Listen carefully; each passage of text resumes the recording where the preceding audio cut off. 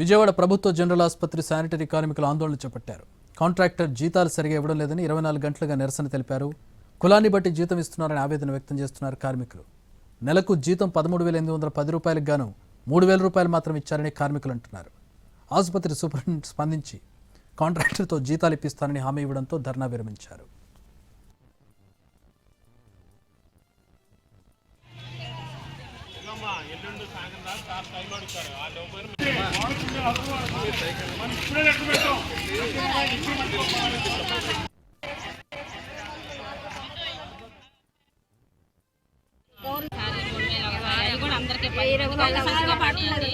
ఇలా ఎందుకు వేస్తున్నారని మేము ప్రశ్నించినందుకు వేరే వాళ్ళని పెట్టుకుంటాం అంటున్నారండి.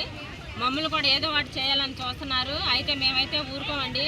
సూపరింటెండెంట్ గారు వచ్చి చెప్పి అమ్మ నేను వేయిస్తాను మాట్లాడతాను అన్నారు కాబట్టి మేము ఇప్పుడు డ్యూటీలోకి వెళ్తున్నాం.